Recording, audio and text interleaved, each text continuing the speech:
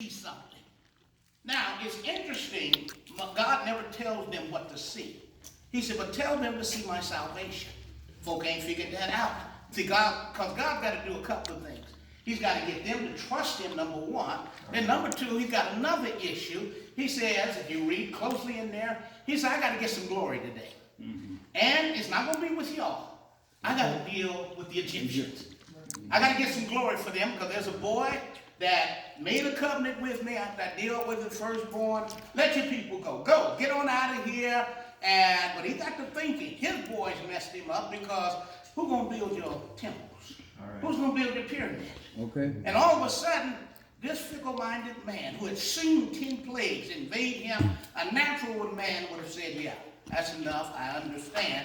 But all of a sudden, mind changes. Get me 600 of my best one. Let's put this army together. We're going to get them, not to kill them, but actually to bring them back because they need to build my pyramids and stuff. Right. Well, God says, that's the person I want to deal with. Now, it's interesting because God ain't moved. Moses still trying to tell everybody, calm down. Deal with your fears.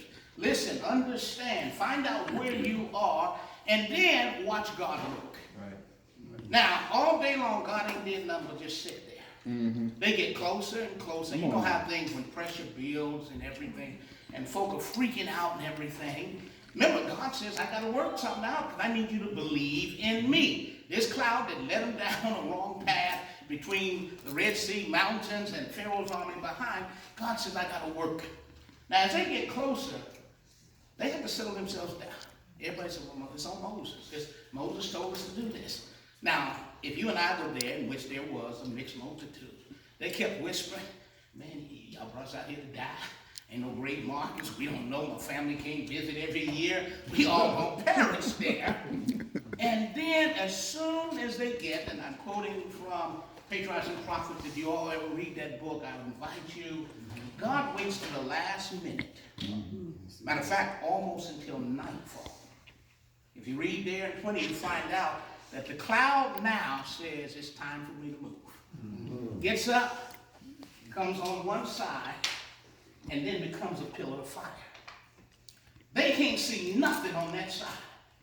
Now, when that cloud moves to the back of them, you know, because I thought, you and I, haven't seen the Ten Commandments. Yeah.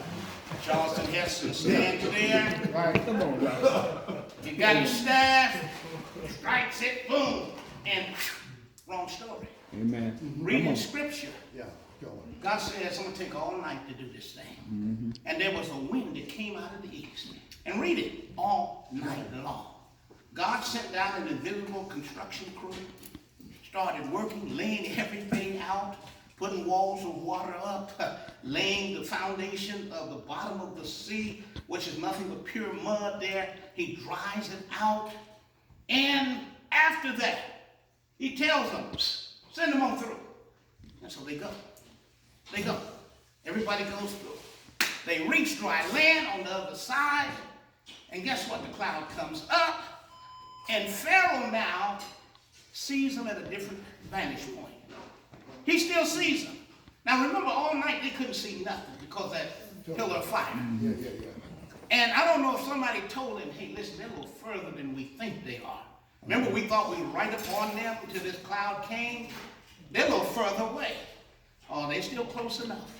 They're sunk straight through. And they get to the other side, and then Pharaoh looks up and says, we got him. Starts driving his chariots through everything. And God says, listen, before your salvation comes, I need to work this miracle. And when they come through, now if you read closely, their wheels started boggling down. That didn't make sense to me because when God finished it, it was dry land. But if you read again, God is at work because he's got to slow this army down. They're on chariots. So he let a little water seep in. And all of a sudden, the horses and everything and the wheels start getting stuck and guys have to get out of chariots and push and pull. That's good because the front section is holding up everybody.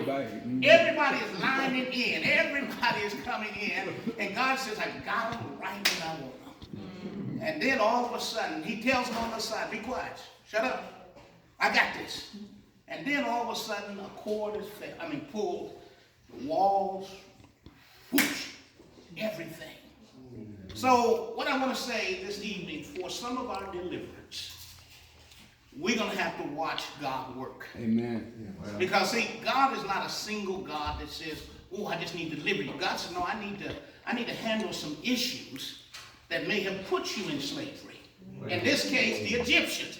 It was their biggest enemy, and they wanted to enslave them. And so God says, listen here, if you just trust me, because I got to do some things. I got to take care of the thing that has set fear in your heart. Right. So before God sometimes delivers you out of your circumstance, God may have to take care of the Egyptians. Right. I don't know what your fears are or your issues or whatever, but sometimes God does not bring deliverance until he deals with the thing that has enslaved you. The thing that messes you up. The thing that's got you saying, I can't get out. The thing that really bothers us, because see, we want God to change circumstances. Yes. And God is not looking at changing circumstances. Why? Circumstances always happen. As long as you live, there's going to be a circumstance. Amen. There's going to be another issue. There's going to be another issue. So if God just simply removes issue after issue after issue, he's done nothing for you. So guess what? God has got to grow you. God says, fear not. In other words, handle your business, because there's some personal things you and I got to do before we wholly trust God. You got to stand still. You got to know where you stand with God. Amen. That's right. And then you got to see God at work, because what if God doesn't deliver? Yeah. But see, I asked myself the question. I said, dog, what if that deliverance come? God's ultimate goal in that whole thing, sure enough, he got the deliverance for the people. Right. But he said, if you read closely, he said, I need glory. Right. I need this thing to happen so everybody will know I did it. You had nothing to do with it. I did it. And so when you and I pray, and we don't pray this often, God, may this situation I'm in bring glory to you. And so guess what? Don't pray that if you ain't serious. Because God may not handle your stuff. He may handle other stuff around you. Because God, you know, have you ever said, man, how did you get out of that? Well, God said, I needed glory. Now, he got bruised, he got scraped up a little bit, but God says, I need the glory. I need people to understand, because when God got that glory today, that becomes the theme through the Old Testament. The Exodus becomes a marking whereby the people of God become forms for the first time. Because before that, they were just a family. But you know what, 400 years, there ain't nothing you can do but work, go home, have babies, go to work, come home, have babies. Now remember, when they entered in, they were just a family. That's right. No, okay? Are you with me? Are you with me? You ain't with me. You ain't with me. Yeah, no, But so, when they came in, Jacob came in with all of his boys. Mm-hmm. Go ahead, go ahead.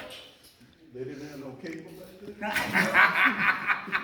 Only thing they found, hey, the only thing they did, those boys worked out in the field, gathering straw, making bricks, doing all of that. And when the bell tolled, they only had enough energy to come home, that even after almost a generation, Pharaoh looked up and said, oh, shoot. This group is bigger than us there. Now, remember, Egypt is a nation. Come on now. But now when they look at Israel, all of a sudden, They grew. birth after birth after birth. Man, what them boys doing? Work them a little harder. They come right back home, boom, birth comes out. So big that he says, they look bigger than us. Put them in slavery. And after that, we find out that God says, the reason I did the Exodus to let you free, I needed people to know who I was, not who you are. Amen. And so many of us understand your deliverance, your miracle. Before your deliverance, God has got to have a miracle to show who he is. Amen. And once God is validated, glorified, then your deliverance will come. So brethren, fear not. Stand still. Amen. And see the salvation of God. Amen. Amen.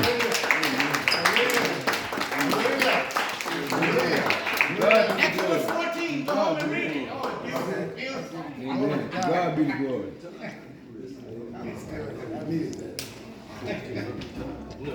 I'll be going to the fair next Sabbath.